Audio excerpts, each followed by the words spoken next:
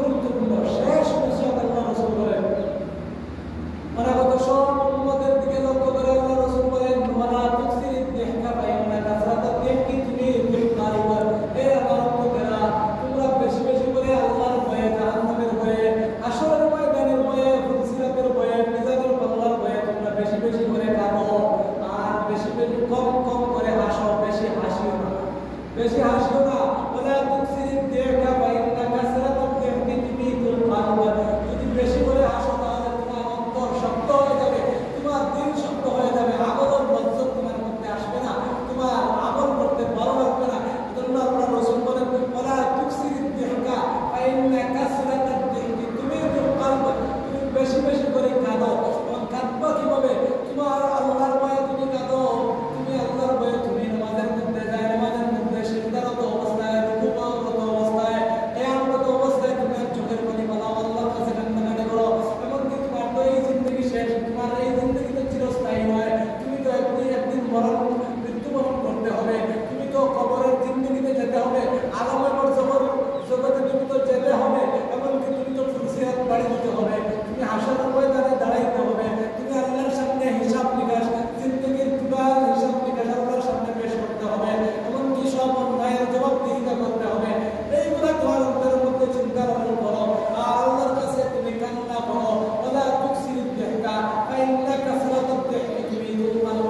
বেশি বেশি করে কাঁদো আর কম কম হাসো। এজন্য আল্লাহ কোরআনের মধ্যে বলেন ফালইয়াদহাকু কালিলা ওয়ালিয়াবকু কাসীরা। নবীকে সম্বোধন করে বলেন, হে নবী, আপনার মনের মধ্যে কষ্ট রাখবেন না। ওলা তুকসিরিদ দেখা ফাইন্না কাসরাতুদ দেখি তুমিতুল কালব। কাফিররা দুনিয়ার মধ্যে হাসতেছে, তারা ভোগ বিলাসের মধ্যে ডুবিয়ে আছে, তাদের এই দেখে আপনার মনের মধ্যে কষ্ট রাখবেন না। ওলা তুকসিরিদ দেখা ফাইন্না কাসরাতুদ দেখি তুমিতুল কালব। ফালইয়াদহাকু কালিলা ওয়ালিয়াবকু কাসীরা। তারা দুনিয়ার মধ্যে হাসতেছে আর পরকালে কাঁদবে। আল্লাহ রাসূলকে নবী বলেন, তারা দুনিয়ার জিন্দগির মধ্যে হাসতেছে, তারা ভোগ বিলাস খুশি করতেছে, তারা পরকালে হাসবে, পরকালে কাঁদবে।